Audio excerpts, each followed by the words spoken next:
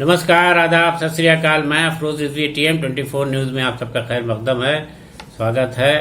पेश हैं देश और दुनिया के हालात पर उर्दू अखबारों से तबसरे। तो कुछ खास तबसरे इस तरह हैं। राजस्थान में कांग्रेस पार्टी के भीतर चल रही उथल पुथल को लेकर के रोज कुछ न कुछ नई खबरें सामने आ रही हैं। मगर जिस तरीके से राजस्थान सरकार के चीफ मिनिस्टर अशोक गहलोत ने अपना रुख जाहिर किया है, उससे पार्टी आलाकमान बेहद नाखुश नजर आ रहे हैं। और फिलहाल उन्होंने कोई कार्रवाई तो नहीं की है, लेकिन ये लग रहा है कि अब जो अशोक गहलोत की गांधी और नेहरू फैमिली से कुर्बत थी, निकटता थी, जो नज़दीकी थी, वो अब बाकी नहीं रह जाएगी। फिलहाल कांग्रेस पार्टी आलाकमान ने कांग्रेस में जो राजस्थान में उथल पुथल मची हुई है चीफ मिनिस्टर के ओहदे को लेकर के, कि कोई एक गुट बट सचिन पायलट का है जो चाहता है कि वो चीफ मिनिस्टर बन जाए। अशोक गहलोत कह रहे हैं कि मैं कुर्सी नहीं छोड़ूंगा, अगर अध्यक्ष का चुनाव लड़ूंगा तो चीफ मिनिस्टर मैं ही रहूंगा या फिर मेरी पसंद का आदमी हो। बहरहाल इसे लेकर के इतनी रस्साकशी चल रही है कि पार्टी काफ़ी ऊहापोह में फंस गई है कि वो क्या फैसला ले। क्योंकि पंजाब में इस तरीके के हालात बने थे जहां पर इस तरीके से सरकार भी गई थी और लीडर भी हाथ से निकल गए थे। तो फिलहाल राजस्थान के मामले में पार्टी आलाकमान ने अभी कोई सख्त कदम नहीं उठाया। उधर कांग्रेस के को पसंद करने वाले लोगों में और अवाम में भी ये चर्चाएं की जा रही हैं कि जिस तरह से पंजाब कांग्रेस के हाथ से निकल गया, अच्छी खासी वहाँ हुकूमत थी और पार्टी की लीडरशिप को बदलने के लिए आलाकमान ने एक नए शख्स को पार्टी को चीफ मिनिस्टर बना दिया पंजाब हुकूमत में, और आगे चल के चुनाव में उसको शिकस्त खानी पड़ी।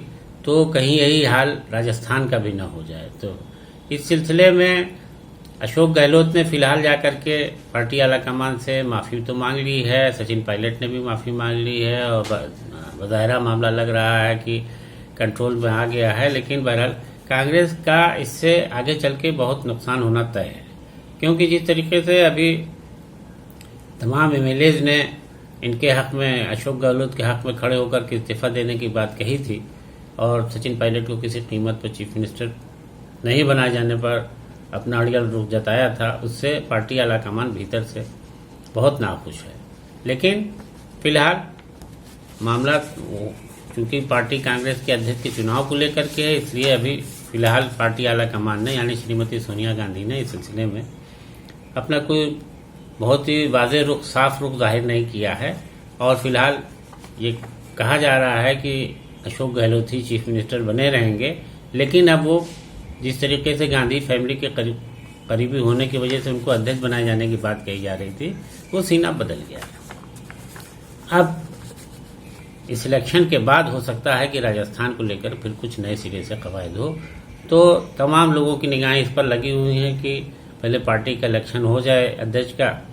चूंकि राहुल गांधी ने इनकार कर दिया था, इसलिए अशोक गहलोत को अपनी पहली पसंद समझ करके चुनाव लड़ा जाने की बात चल रही थी।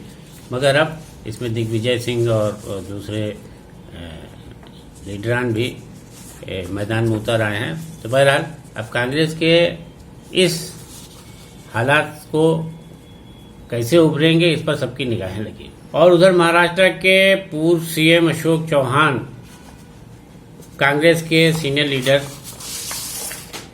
भी हैं। वो तो कांग्रेस की जब सरकार थी तो अशोक चौहान का ये कहना है कि उस वक्त अशोक शिंदे जो थे, जो शिवसेना में अब अपने एक अलग गुट लेकर के बीजेपी के साथ हुकूमत बनाए हुए हैं महाराष्ट्र की, तो उनके ऊपर उन्होंने काफ़ी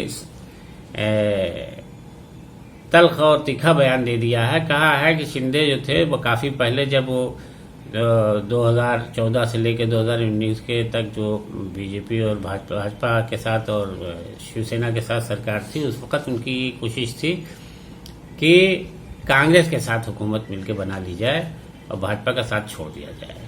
तो एकनाथ शिंदे के खिलाफ ऐसा बयान दे करके अब एक नया बवंडर खड़ा हो गया। अशोक चौहान के इस बयान को लेकर के तमाम तरह की कयासाराइयाँ हो रही हैं। शिंदे को शक की निगाह से देखा जा रहा है। शिवसेना के तमाम लीडर जो है ये एकदम चौंकाने वाला बयान सुन करके हैरान में है कि ये कैसे है। मगर इसी तरह का बयान शिवसेना के सीनियर लीडर चंद्रकांत खैरे ने भी दिया है। उन्होंने कहा है कि उस वक्त 15 एमएलए को लेकर के एकनाथ शिंदे कांग्रेस में जाने की कवायद कर रहे थे। और शिंदे के इस बयान से कांग्रेस के सीनियर लीडर अशोक चौहान के बयान को भी जोड़ करके देखा जा रहा है, उससे उसको और बल मिल रहा है कि कहीं न कहीं शिंदे ने ऐसी कोशिश की होगी, तभी इस तरह का बयान आया है। कि हालांकि भारतीय जनता पार्टी ने इसकी सख्त मुखालफत करते हुए कहा है कि ये एक साजिश है कांग्रेस की, जो नहीं चाहती कि महाराष्ट्र में एकनाथ शिंदे की सरकार भाजपा के साथ मिलकर चले, इसलिए शिंदे के खिलाफ इस तरह का षड्यंत्र रचा जा रहा है। बहरहाल इसके पीछे जो भी सच्चाई हो, लेकिन अशोक चौहान और उनके चंद्रकांत खैरे के बयान से लोगों के दिलों में संदेह पैदा हो गया, शक पैदा हो गया है कि एकनाथ शिंदे जो है भरोसे के नहीं है। तो अब ऐसे हालात में वहाँ उनके खिलाफ जो है तमाम तरह की कयास आराइयाँ हो रही हैं। और अलीगढ़ से एक चौंकाने वाली खबर सामने आई है। एक न्यूज एजेंसी के मुताबिक एक फैक्ट्री में गैस लीकेज की वजह से कम 50 लोगों की हालत नाजुक हो गई। सभी को हॉस्पिटल में भर्ती किया गया है और किसी के हलाकत की खबर तो नहीं है, लेकिन बहरहाल इस सिलसिले में जो जानकारी सामने आई उसमें बताया जाता है कि इस फैक्ट्री में अमोनिया गैस के लीक होने का मामला सामने आया था, जिसकी वजह से फैक्ट्री में मौजूद लोगों को सांस लेने में दुश्वारी शुरू हुई और कई लोग बेहोश हो गए। और देखते ही देखते 50 लोगों की हालत नाजुक हो गई, जिन्हें फौरन अस्पताल ले गया।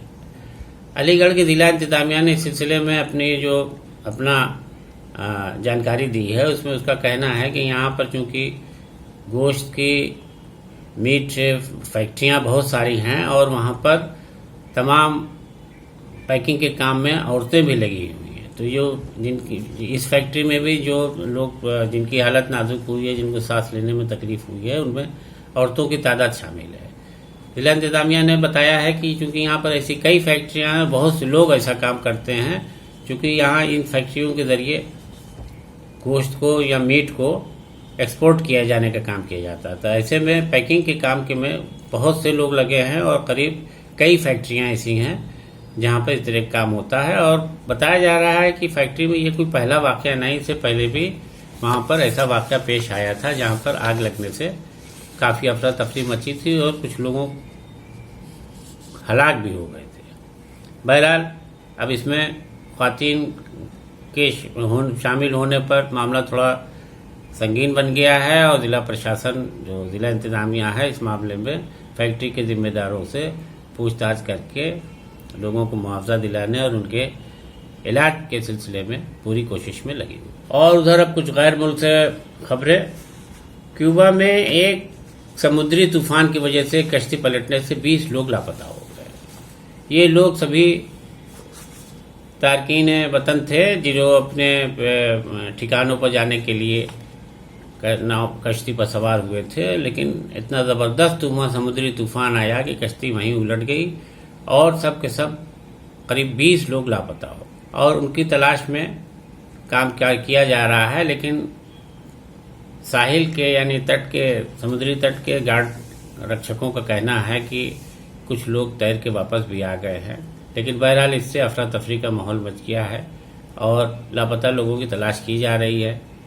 और गार्ड का कहना है कि ख़राब मौसम की वजह से ऐसा हुआ और जिससे उनको फौरी तौर पर बचाया नहीं जा सका, अभी वो लापता है।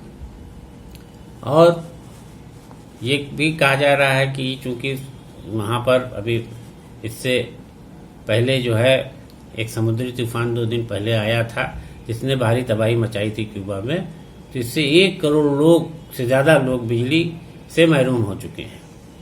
अब वहाँ काफ़ी खौफ का माहौल है कि कब तूफान आए और किसके क्या नुकसान हो जाए। बहरहाल इस पर जो है वहाँ की इंतजामिया काम कर रही है। इसके अलावा पाकिस्तान में चीनी शहरी को गोली मारकर हलाक करने का एक मामला सामने आया है। इसमें बताया जा रहा है कि पाकिस्तान के कराची शहर में एक डेंटल क्लिनिक थी जहां चीनी डॉक्टर थे और उनकी फैमिली थी। एक शख्स दांत में तकलीफ होने की बात कह के इलाज कराने के बहाने क्लिनिक में आया, उसने आते ही जो है गोली मार दी, चीनी शख्स को गोली मार दी डॉक्टर को। और उसके अलावा एक और 3 लोग थे, उनको भी गोली मार के जख्मी कर दिया। ये लोग भी चीनी थे, मगर वहाँ मौजूद किसी पाकिस्तानी को कोई नुकसान नहीं पहुँचाया गया। अब ये हमला क्यों किया गया है, इस बारे में अभी वहाँ पर पुलिस और जिला इंतज़ामिया ने पता नहीं कर पाई है, और जिला इंतज़ामिया ने कहा है कि वो इस कोशिश में है कि जो हमलावर को पकड़ ले, लेकिन इस वाक़े को अंजाम देने के बाद हमलावर वहाँ अपने एक साथी के साथ मोटरसाइकिल से भाग निकला। अब पुलिस इस कोशिश में है कि इस वाक़े का पता किया जाए कि इसको किसने अंजाम दिया है, क्यों कर अंजाम दिया, इसके पीछे क्या वजह हो सकती है, लेकिन फ़िलहाल किसी ने भी इसकी जिम्मेदारी अभी कबूल नहीं की। बताया जा रहा है कि चीनी फैमिली पाकिस्तान में पाकिस्तान के कराची इलाके में करीब 40 साल से डेंटल क्लिनिक चला रही थी, और इनको दोहरी शहरियत हासिल थी, चीन की भी और पाकिस्तान की भी। ये हमला चीनी होने की वजह से हुआ है, चीनी नागरिक होने की वजह से हुआ, चीनी शहरी की वजह से हुआ है, या किसी और वजह से, इसको लेकर के लोग वहाँ सहमे हुए हैं। इसका फौरन पता लगाने की कोशिश की जा रही है कि बताया जा रहा है कि पाकिस्तान में चीनी शहरियों पर ये कोई पहला हमला नहीं है, इससे पहले भी हमले हो चुके हैं। एक हमले में एक आत्मघाती हमला हुआ था खुदकुश बम से, वहाँ पर 3 टीचरों को चीनी टीचरों के खिलाफ हमला हुआ था, जिनमें उनकी मौत वाक़ई हो गई थी, और जिनमें इनका एक पाकिस्तानी ड्राइवर भी शामिल था, उसको भी हलाक कर दिया था। जिस तरीके से वहाँ चीनी जो रह रहे हैं बाशिंदे, उनको जो है खौफ हरास का माहौल से गुजरना पड़ रहा है, लेकिन बहरहाल वहाँ की इंतज़ामिया का दावा है कि हालात को काबू में कर लिया गया है। इसके अलावा तेहरान से एक खबर है कि इराक के कुर्द इलाके में अक्सरियत पसंदों के खिलाफ ईरान की कार्रवाई में 12 लोग हलाक हो गए। अक्सरियत पसंदों के लोगों पर मिसाइल और ड्रोन से फायर करके हमला किया गया, जिसमें ये 12 लोगों की मौत वाक़ई हो गई। ऐसे में वहाँ पर भी तशद्दुद का माहौल बना हुआ है, लोग घबराए हुए हैं। अक्सरियत पसंदों के खिलाफ ईरान का जो रुख है वो बहुत सख्त हो गया है। तो ये हमला उसी के तहत हुआ है। अब वहाँ पर जो कुर्द के लोग हैं वो अपनी जान बचाने के लिए परेशान हैं, और ईरान का दावा है कि उसने 12 लोगों को मार गिराया है। तो दोस्तों, आज के तबसरे को यहीं ख़त्म करने की इजाज़त दीजिए। आदाब।